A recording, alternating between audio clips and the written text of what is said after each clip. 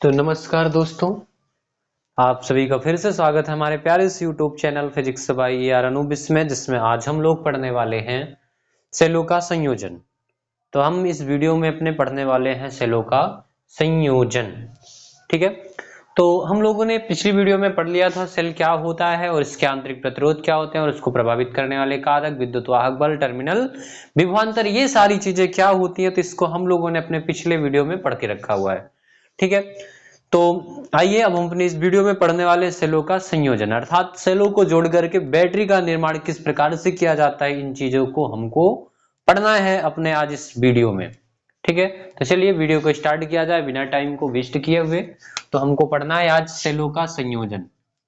सेलों का संयोजन, सेलों का संयोजन पढ़ना है भाई। ठीक है, सेल होता क्या है, पहली बात तो ये चीज हमको पता होना चाहिए। ठीक है, सेल कहते किसको हैं। तो देखिए बच्चों, जो मार्केट में आजकल नॉर्मली सेल आते हैं, द्वितीयक सेल, ठीक है, जिनको हम दोबारा चार्ज कर सकते हैं। तो जो रिचार्जेबल सेल हैं वो जो है मैं लेके रखा हुआ हूं ताकि आपको अच्छे से एक्सप्लेन करके समझा सकूं। ठीक है, थोड़ा सा फ्रेम मिला देता हूं। ठीक है, ठीक है। तो देखिए मार्केट में जो नॉर्मली सेल आते हैं वो इस प्रकार से आते हैं, इसको हम बोलते हैं लिथियम सेल। ठीक है, तो आज मेरे पास ये दो सेल हैं, इन्हीं दोनों सेलों के माध्यम से हम आपको समझाने वाले हैं कि सेलों का कॉम्बिनेशन किस प्रकार से किया जाता है। ठीक है, तो जैसा कि आप देख रहे हैं ये दो सेल है, दोनों सेलों से एक पॉजिटिव वायर कनेक्ट है और एक negative wire. Positive wire red है और नेगेटिव वायर क्या है, ब्लैक है आपका। ठीक है, इसमें भी पॉजिटिव वायर रेड और नेगेटिव वायर क्या है, ब्लैक है। तो इनको अगर हमको आपस में जोड़ के बैटरी का निर्माण करना है तो दो प्रकार से हम कर सकते हैं। ठीक है, कितने प्रकार से कर सकते हैं, दो प्रकार से। नंबर एक जो है, ये देखिए आपका ब्लैक वायर है, इसके ब्लैक से हम इसको जोड़ देंगे। ठीक है, इस प्रकार से। और ये इसका रेड है, इसके रेड से इस प्रकार से जोड़ देंगे। ठीक है, तो सेलों का इस प्रकार का जो कॉम्बिनेशन होगा, जिसमें से हम पॉजिटिव टर्मिनल को पॉजिटिव से और निगेटिव टर्मिनल को निगेटिव से जोड़ते हैं, तो इस प्रकार के कॉम्बिनेशन को हम कहते हैं समांतर क्रम। ठीक है, और अगर हम क्या कर दें, एक के इस पॉजिटिव टर्मिनल से दूसरे का ये निगेटिव वाला इस प्रकार से कनेक्ट कर दिया जाए, इस प्रकार से कनेक्ट कर दिया जाए। ठीक है, तो इस प्रकार का जो सेलों का संयोजन होगा वो कौन सा संयोजन हो जाएगा, श्रेणी संयोजन हो जाएगा। ठीक है, तो हम लोगों को आज सेलों का संयोजन पढ़ना है। ठीक है, तो आइए अब हम लोग शुरू करते हैं। तो अपना जो सबसे पहला संयोजन है वो नंबर एक है, श्रेणी संयोजन। नंबर एक कौन सा संयोजन है, तो नंबर एक है श्रेणी संयोजन।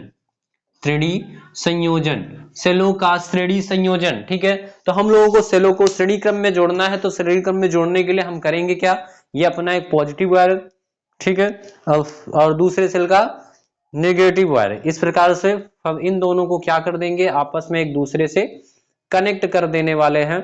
और ठीक है, और अब इस प्रकार से जो सेल है, इससे दोनों इन टर्मिनलों से हम आउटपुट लेंगे, जिसमें से रेड वाले से हमको पॉजिटिव मिलेगा और ब्लैक वाले से क्या मिलने वाला है, नेगेटिव करंट मिलने वाले। तो इस प्रकार से जो सेलों का कॉम्बिनेशन है, इस कॉम्बिनेशन को कहते हैं श्रेणी समायोजन।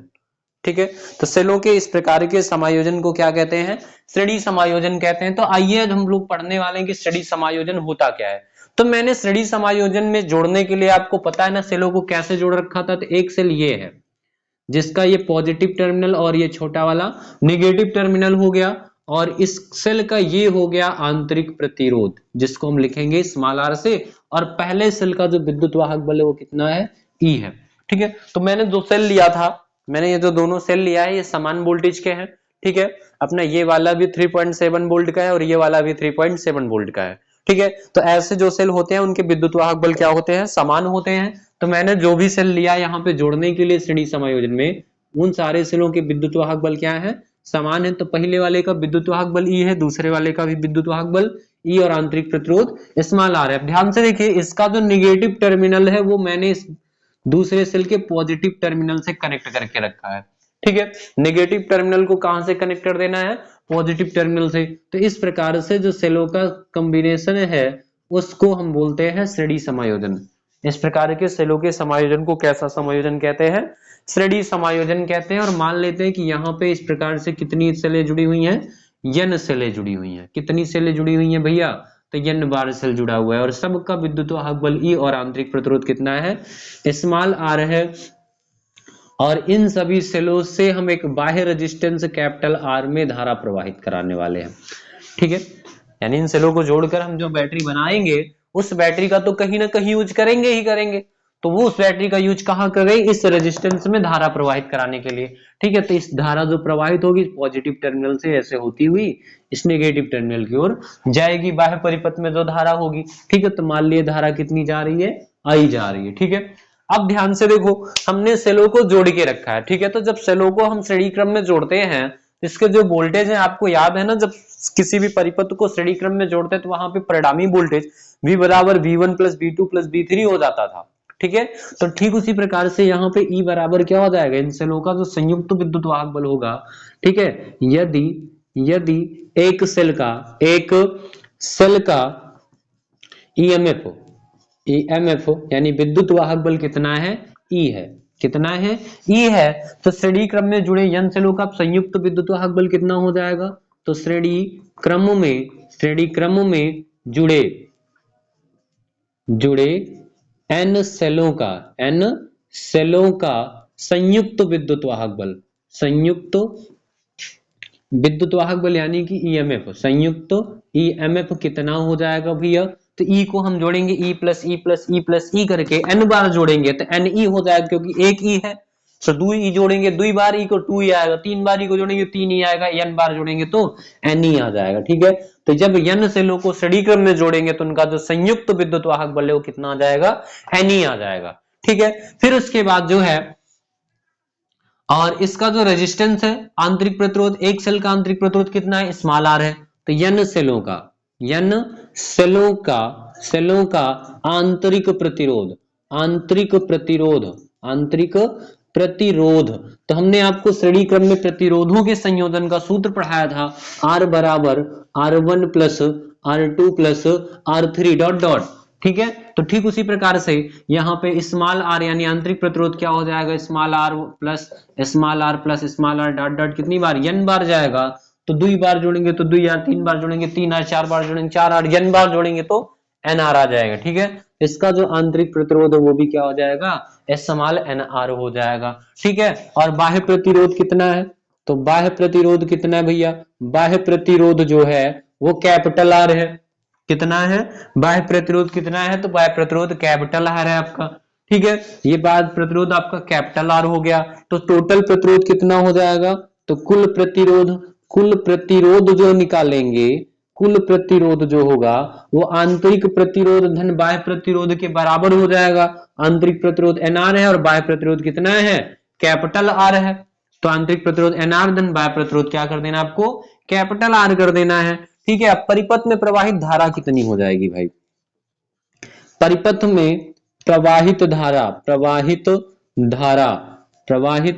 धारा आपने ओम का नियम पढ़ के रखा है, तो I इज इक्वल टू क्या होता है, V अपान R होता है, ठीक है। V मतलब विद्युत वाहक बल यानी कि वोल्टेज, ठीक है, बटे R का मतलब रेजिस्टेंस, ठीक है। तो I बराबर क्या हो जाएगा, परिपथ में प्रवाहित धारा बराबर कुल विद्युत वाहक बल, कुल EMF, ठीक है, बटे कुल प्रतिरोध,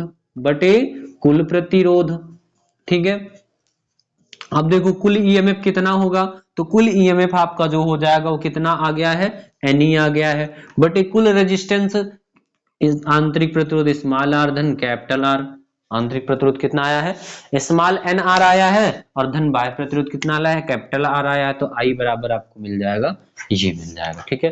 तो ये हो गया, सेल जब श्रेणी क्रम में जुड़े होंगे तो उनके द्वारा कितनी धारा प्रवाहित हो रही है उसका ये समीकरण हो गया, ठीक है। जब हमको परिपथ में अधिकतम धारा चाहिए, अगर हमको परिपथ में क्या होना चाहिए, ज्यादा से ज्यादा धारा प्रवाहित करनी है, तो उसके लिए हम क्या करेंगे, जुगाड़ करेंगे कुछ ऐसा कि इसका ये नीचे वाला रेजिस्टेंस कम हो जाए, क्योंकि अगर कोई संख्या ऐसे लिखी है आपके पास 20/5 तो बराबर कितना आता है, 4 आता है, बराबर कितना आता है, 4 आता है। अगर आपके पास 20/4 लिखा हो तो 4 पंचे 20, 5 आएगा।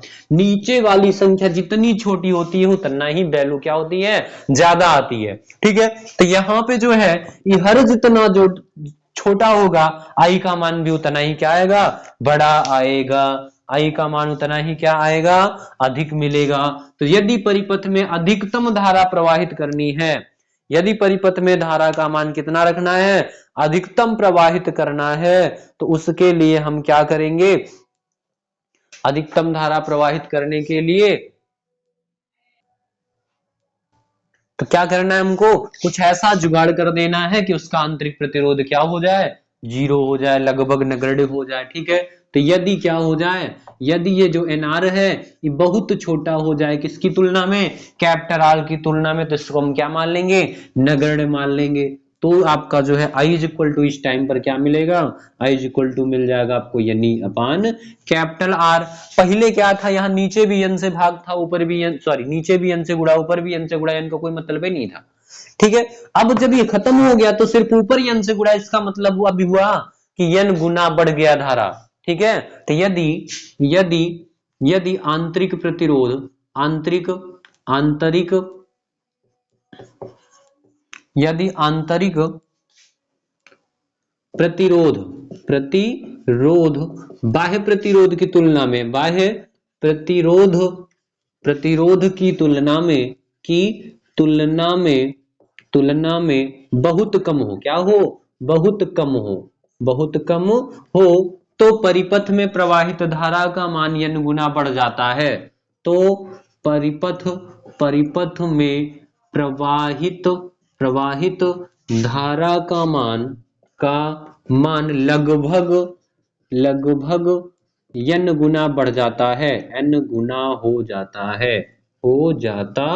है। ठीक है, तो ये हो गया आपके श्रेणी समायोजन के लिए परिपथ में प्रवाहित धारा का समीकरण हो गया। ठीक है, और अगर आंतरिक प्रतिरोध नगण्य है तो ये समीकरण यूज कर लेंगे। ठीक है, धारा किस में प्रवाहित होगी, तो धारा अपनी एम्पीयर में बहने वाली है। ठीक, तो इसका स्क्रीनशॉट लीजिए। फिर अब हम लोग पढ़ेंगे सेलों का समांतर समायोजन पढ़ेंगे। चलिए, तो मैं इसको मिटा देता हूं, अपनी स्क्रीनशॉट ले लिया होगा।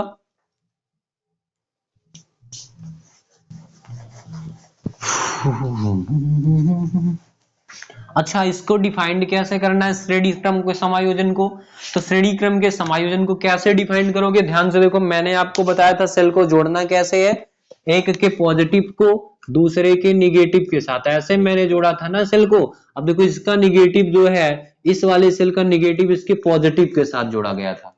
ठीक है, तो अगर जो है इसको डिफाइंड करना है तो क्या कहेंगे, यदि हम पहले सेल के ऋणात्मक टर्मिनल को दूसरे सेल के धनात्मक टर्मिनल से जोड़ दें तो सेलों के इस प्रकार के समायोजन को श्रेणी समायोजन कहते हैं। ठीक है, कैसे डिफाइंड करेंगे, यदि हम पहले सेल के ऋणात्मक टर्मिनल को दूसरे सेल के धनात्मक टर्मिनल से जोड़ दें तो इस प्रकार के समायोजन को श्रेणी समायोजन कहते हैं। ठीक है, तो ये इसकी डिफिनीशन हो जाएगी। ठीक, अब हम लोग पढ़ेंगे समांतर समायोजन। अब हम लोग पढ़ने वाले हैं नंबर 2 पॉइंट, सेलों का समांतर समायोजन। सेलों का समांतर समायोजन पढ़ेंगे अब हम लोग भाई। नंबर 2 पॉइंट, सेलों का समांतर समायोजन। ठीक है, अब हमको क्या पढ़ना है, सेलों का समांतर समायोजन पढ़ना है। तो सेलों का समांतर समायोजन क्या होता है, आइए देखते हैं हम लोग। ठीक है, तो हमने आपको बताया ना कि ये अपने पास दो सेल है, ये अपने पास दो सेल है। इसमें से अगर हम इस पॉजिटिव वायर को इसके पॉजिटिव से कनेक्ट कर दें और इसके निगेटिव वायर को दूसरे वाले के निगेटिव वायर से कनेक्ट कर दें तो इस प्रकार से जो सेल का समायोजन होगा वो समांतर समायोजन हो जाएगा। कैसा समायोजन हो जाएगा, समांतर समायोजन हो जाएगा। तो इस समांतर समायोजन को डिफाइंड कैसे करेंगे, यदि हम पहले सेल के पॉजिटिव टर्मिनल को, ठीक है, ऐसा देखो एक सेल ये है और दूसरा सेल आपके पास ये है। ठीक है, ये सेल है दूसरा। ठीक है, इसी प्रकार से जो है एनवा सेल आपका कौन सा है, एनवा सेल यहाँ पे मैं लगा दिया हूं, एन नंबर सेल है। ठीक है, तो इस प्रकार से ढेर सारे सेल है आपके पास। यदि हमें इनको क्या कर दें, इनके सभी के नेगेटिव टर्मिनल को ले आके आपस में जोड़ दें और सभी सेलों के पॉजिटिव टर्मिनल को ले आके आपस में जोड़ दें और यहाँ बीच में डॉटेड डॉटेड करके दिखा दे रहे हैं कितनी बार है ये, एन बार है भैया।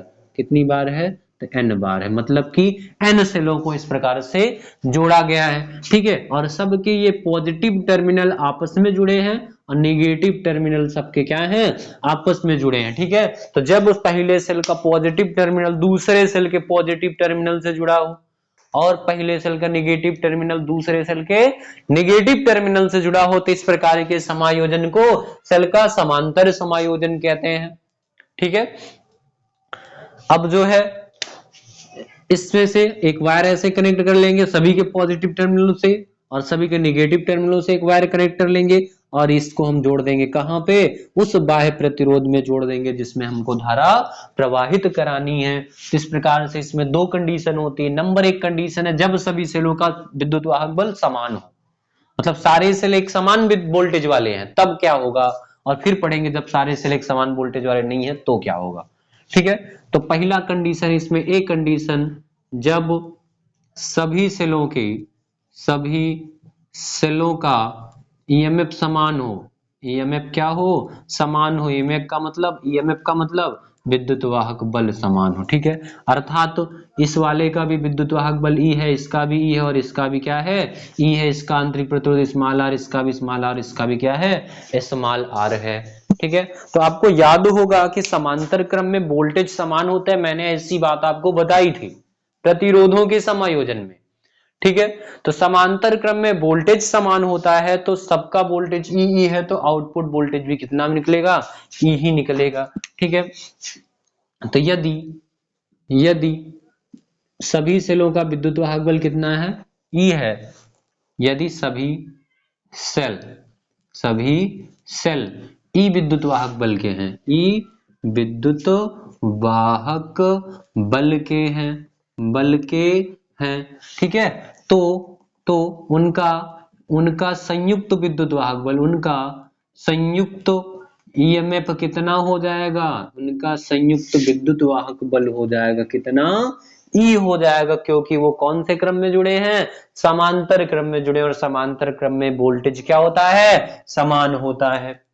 ठीक है, फिर उसके बाद इनका जो आंतरिक प्रतिरोध है क्या हो जाएगा, तो संयोजन का कुल आंतरिक प्रतिरोध क्या हो जाएगा, संयोजन का कुल आंतरिक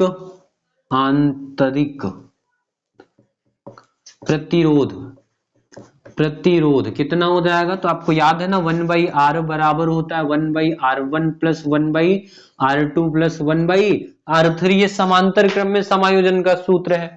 ठीक है, तो 1/r बराबर पहले सेल का कितना स्मॉल आर, दूसरे सेल का कितना स्मॉल आर, तीसरे सेल का कितना स्मॉल आर, डॉट डॉट कितनी बार है, n बार है, हर सबके बराबर है तो r हो जाएगा। ठीक है, और एक को n बार जोड़ेंगे तो n हो जाएगा आपका, एक को 2 बार जोड़ते हो 2 आता है, 3 बार जोड़ते हो 3 आता है, 4 बार जोड़ते हो तो 4 आता है, और n बार जोड़ेंगे तो कितना आ जाएगा, n हो जाएगा। ठीक है, तो 1/r बराबर n/r है, तो r इज इक्वल टू क्या हो जाएगा, r/n हो जाएगा। ठीक है, तो इस प्रकार से संयोजन का कुल आंतरिक प्रतिरोध कितना हो जाएगा, स्मॉल r/n हो जाएगा। ठीक है, अब बाह्य प्रतिरोध कितना हो जाएगा, इसको मैं मिटा देता हूं। बाह्य प्रतिरोध कितना है भैया, तो बाह्य प्रतिरोध जो है, बाह्य प्रतिरोध वो कितना है, कैपिटल R जोड़ के रखा है आपने। टोटल प्रतिरोध कितना हो जाएगा, कुल प्रतिरोध कितना हो जाएगा, कुल प्रतिरोध यानी अंदर और बाहर सब मिला के प्रतिरोध कितना हो जाएगा, तो अंदर वाला धन बाहर वाला। इसको सॉल्व करेंगे थोड़ा सा, इसके बटे कुछ नहीं, एक स्मॉल आर का नाम small R plus capital R गुणे n करेंगे तो nr बटे यानी का नाम n हो जाएगा। ठीक है, ये हो गया आपका टोटल प्रतिरोध। ठीक है, अब इनका जो है परिपथ में प्रवाहित धारा कितनी होगी भैया, ये सारे सेल मिला के इस परिपथ में अगर आई धारा प्रवाहित करा रहे हैं तो उसका मान कितना होगा, ये पता कर लेते हैं। तो परिपथ में प्रवाहित धारा, परिपथ में प्रवाहित धारा बराबर जानते हो ना, क्या हो जाएगा, ईएमएफ यानी कुल ईएमएफ बटे कुल प्रतिरोध हो जाएगा। ठीक है, चलो आई से लिखेंगे धारा को, I is equal to EMF कितना है टोटल, ई है आपका, ईएमएफ कितना है ई है बटे रेजिस्टेंस कितना है, तो स्मॉल आर धन एन आर बटे एन, एन घूमकर ऊपर चला जाएगा तो आई इज इक्वल टू आपको मिलेगा एन ई अपान आई धन एन आर। ठीक है, तो ये हो जाएगा आपका परिपथ में प्रवाहित धारा का समीकरण हो जाएगा। चलिए, तो आप इसका स्क्रीनशॉट ले लीजिए। और हाँ, ये जो आएगा धारा का मान किस में आएगा, तो धारा का मान आ जाएगा आपका एम्पियर में। ठीक है, तो इसका स्क्रीनशॉट ले लीजिए। फिर अब हम लोग पढ़ेंगे जब सेल के आंतरिक प्रतिरोध जब सेल के जो है विद्युत वाहक बल समान ना हो। ठीक है, तो ऐसी कंडीशन में क्या होगा, विद्युत वाहक बल भी ना समान हो और आंतरिक प्रतिरोध भी ना समान हो, तो क्या करेंगे। ठीक है, तो इसका स्क्रीनशॉट ले लीजिए, फिर चलते हैं आगे। तो आपने स्क्रीनशॉट ले लिया होगा, अब मैं इसको मिटा देता हूं।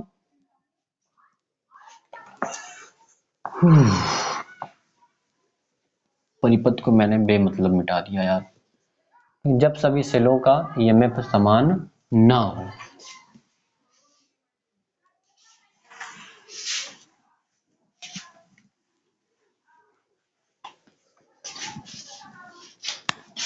तो ये बी पॉइंट हो जाएगा, जब सभी सेलों का ईएमएफ समान ना हो। ठीक है, तो उस टाइम पे परिपथ कुछ इस प्रकार से बनेगा। इस बार मैं थोड़ा सा छोटा छोटा बनाऊंगा। ठीक है,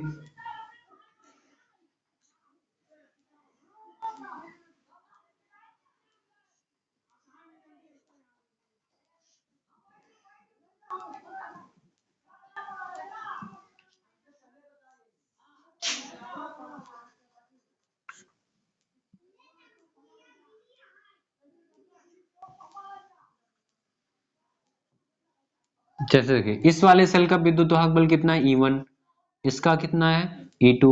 ठीक है, इसी प्रकार से डॉट डॉट ये कितनी बार जुड़ा हुआ है, n बार जुड़ा है। कितनी बार जुड़ा हुआ है, तो n बार जुड़ा हुआ है। ठीक है, तो लास्ट वाले का कितना हो जाएगा, En हो जाएगा। इसका आंतरिक प्रतिरोध स्मॉल r1, इसका स्मॉल r2 और इसका स्मॉल rn हो जाएगा। ठीक है, तो इस प्रकार से हमने अलग अलग वोल्टेज और अलग अलग जो है आंतरिक प्रतिरोध वाले n सेलों को जोड़ के रखा है। कौन से क्रम में, समांतर क्रम में, और उससे हम धारा भेज रहे हैं किसमें, आर रेजिस्टेंस में, और वो जो धारा जा रही कितना जा रही है, आई जा रही है। ठीक, तो आपको याद है ना, समांतर क्रम में मैंने बताया था धारा परिवर्ती होती है। समांतर क्रम में धारा परिवर्ती होते हैं, और वहां पे बताया था कि इस पहले परिपथ पे जो धारा बह रही है वो कितना होगी, I1, और यहाँ पे कितना हो जाएगी, I2। इस NV सर्किट में कितना धारा हो जाएगी, IN हो जाएगी। तो I बराबर क्या मिलेगा, I1 धन I2 धन I3 धन I4 धन I5 धन I6 डॉट डॉट IN तक।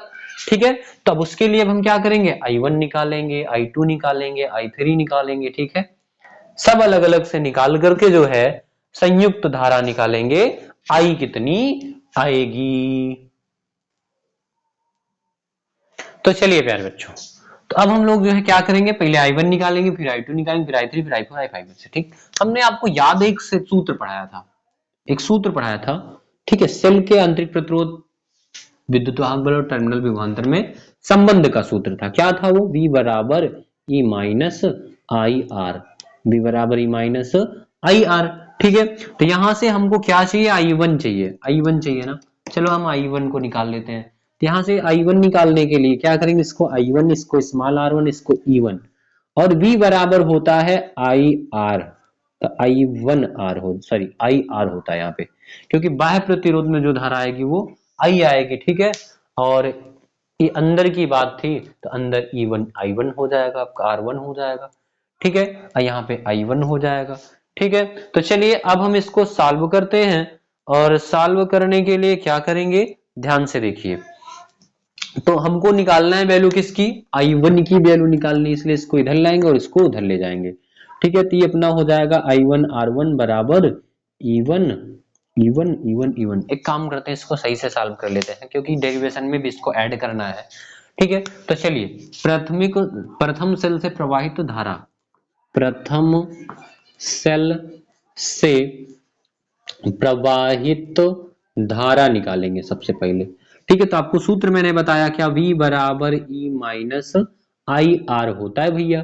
तो यहाँ पे हो जाएगा, V को हम लिखेंगे I कैपिटल R, क्योंकि टर्मिनल विभवांतर बाहर का है, इसलिए आई कैपिटल आर लिखेंगे और ई को ई ही रहने देंगे, E1 हो जाएगा पहले सेल के लिए है, ठीक है। और माइनस ये हो जाएगा आपका I1 और ये हो जाएगा R1। ये माइनस का I1 R1 माइनस में इधर, इधर आएगा प्लस में, ये प्लस में उधर जाएगा माइनस में, तो आपका I1 R1 बराबर E1 माइनस का क्या हो जाएगा IR हो जाएगा, ठीक है। और आपको तो चाहिए I1 इसलिए R1 गुणे में उधर जाएगा भाग में, तो I1 बराबर हो जाएगा E1 माइनस IR अपान R1 हो जाएगा, ठीक है। ये I1 का मान मिल गया, ठीक है। इसी प्रकार आपको I2 बराबर क्या मिलेगा, E2 माइनस IR अपान R2, और I3 बराबर क्या मिल जाएगा, तो सॉरी IN1 निकाल लेते हैं, ठीक है। I3 I4 सब ऐसे ही मिल जाएंगे। IN बराबर EN माइनस IR अपान RN हो जाएगा, ठीक है। कौन बार बार बहुत सारी चीजों को निकाले, जब I1 ऐसे आया इसमें 1 1 लगाया जहां जहां, I2 के लिए वही वही 2 2 लग जाएगा, और I3 के लिए वही वही क्या लग जाएगा, I3 के लिए 3 3 लग जाएगा, I4 के लिए वही वही 4 4 लग जाएगा, ठीक है। आंधी आ गया, थोड़ा सा रुको तो, ये आंधी आ गया बाहर, थोड़ा सा समस्या हो गया, ठीक है। तो चलिए I1 हो गया, I2 हो गया, और इसी प्रकार से सारी धाराओं को निकाल लेंगे, तो हमने यन तक का निकाल लिया है, ठीक है। अब हम लोग जो है परिपथ में प्रवाहित धारा निकालेंगे, तो परिपथ में प्रवाहित संपूर्ण धारा निकालेंगे, ठीक है।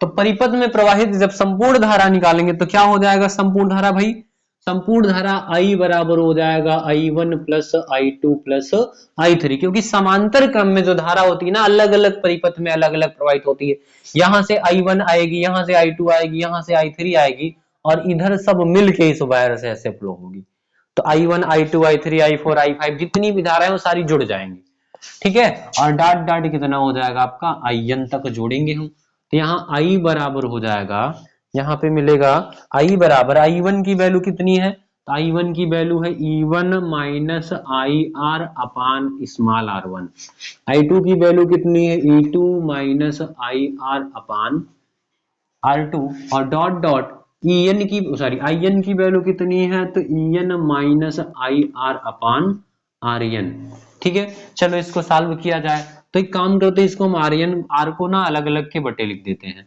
तो I बराबर हो जाएगा E1 अपान R1 और माइनस IR अपान R1 प्लस E2 अपान R2 और माइनस IR अपान R2 मिलेगा, और डॉट डॉट EN अपान RN माइनस का IR अपान RN मिल जाएगा, ठीक है। तो यहां से आपको मिलेगा I इज इक्वल टू, अब E1 अलग लिख लो, E वाला अलग कर दो, IR वाला अलग कर दो, ठीक है।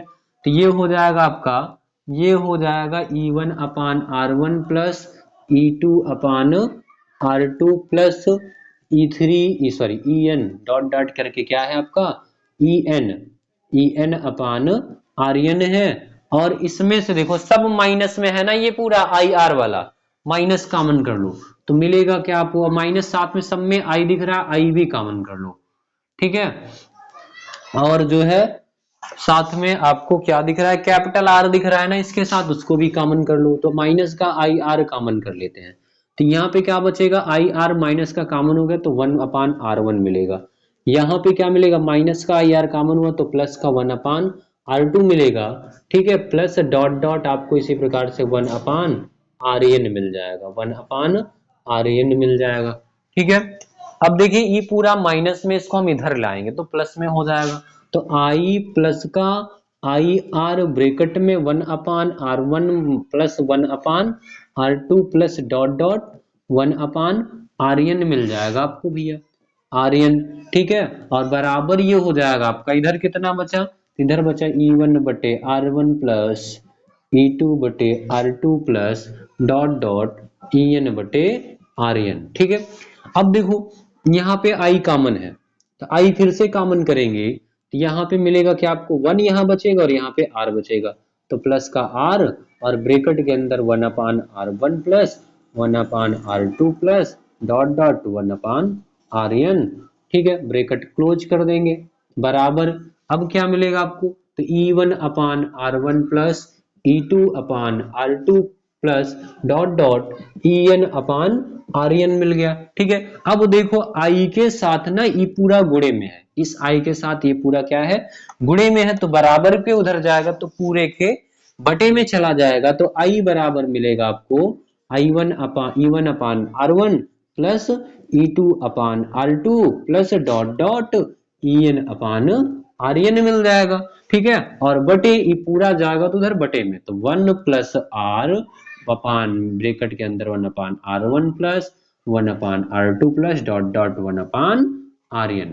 ये हो जाएगा आपका परिपथ में प्रवाहित धारा का समीकरण। ठीक है, कब, जब सभी सेलों का विद्युत वाहक बल समान नहीं होगा, तो ऐसी कंडीशन में इस प्रकार के फार्मूले का हम यूज करेंगे। ठीक है, तो चलिए इसका स्क्रीनशॉट ले लीजिए, फिर आगे चला जाए।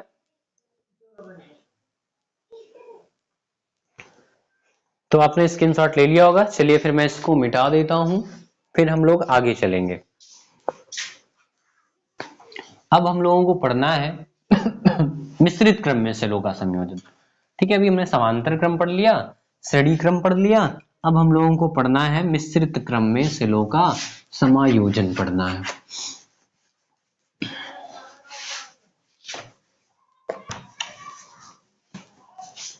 चलो, तो हम मिश्रित संयोजन पढ़ने वाले हैं। ठीक है, तो मिश्रित संयोजन क्या होगा, मिश्रित क्रम क्या होगा, मिश्रित क्रम। ठीक है, अब हम लोगों को कौन सा क्रम पढ़ना है भैया, मिश्रित क्रम पढ़ना है। तो मिश्रित क्रम क्या होता है, जिसमें श्रेणी में भी कुछ सेल जुड़े होंगे और कुछ कौन से क्रम में जुड़े होंगे, समांतर क्रम में भी सेल जुड़े होंगे। ऐसे समायोजन को क्या कहते हैं, मिश्रित समायोजन कहते हैं।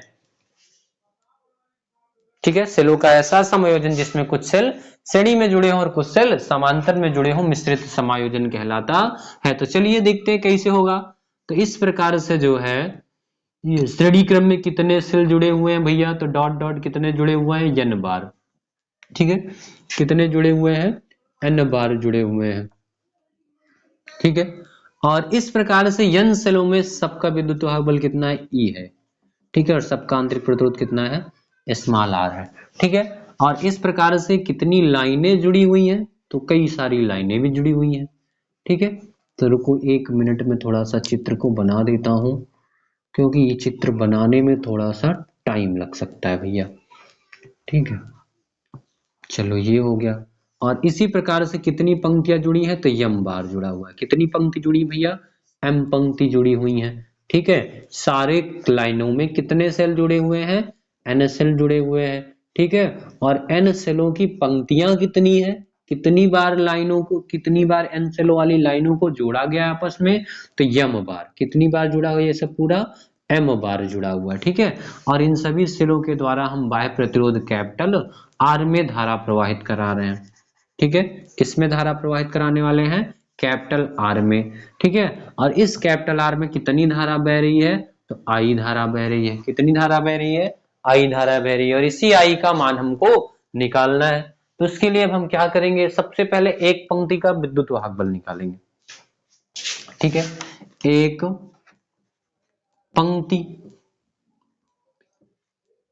का ईएमएफ निकालेंगे। ठीक है, तो एक पंक्ति का विद्युत वाहक बल देखो ई करके n बार जुड़ा हुआ है, तो कितना हो जाएगा, V1 plus V2 plus V3 होता है ना श्रेणी क्रम में, तो यहाँ पे कितना हो जाएगा, Ne हो जाएगा। ई को n बार जोड़ेंगे तो कितना हो जाएगा, Ne हो जाएगा। ठीक है, और एक पंक्ति का ये हो गया विद्युत वाहक बल।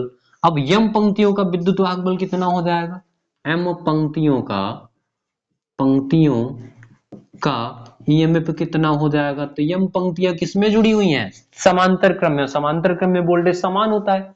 एक पंक्ति का कितना है, Ne, दूसरी का कितना है, Ne, तीसरी का कितना है, Ne, तो सब m पंक्तियों का भी कितना हो जाएगा, Ne ही हो जाएगा। कितना हो जाएगा, Ne ही हो जाएगा। ठीक है, आंतरिक प्रतिरोध, तो एक पंक्ति का आंतरिक प्रतिरोध कितना आएगा भाई, अभी हम लोगों ने निकाला था एक पंक्ति का आंतरिक प्रतिरोध, एक पंक्ति का आंतरिक, ये क्या हो रहा है, आंतरिक, ठीक है, प्रतिरोध, प्रतिरोध, तो एक पंक्ति का जो आंतरिक प्रतिरोध कितना हो जाएगा, देखो आर आर आर करके कितनी बार जुड़ा, n बार, तो आर को n बार जोड़ो कितना हो जाएगा nr, क्योंकि स्टडी क्रम में पंक्तियां बनी हुई हैं और स्टडी क्रम में पंक्तियों का समायोजन से प्रतिरोधों का समायोजन r बराबर r1 plus r2 plus r3 होता है।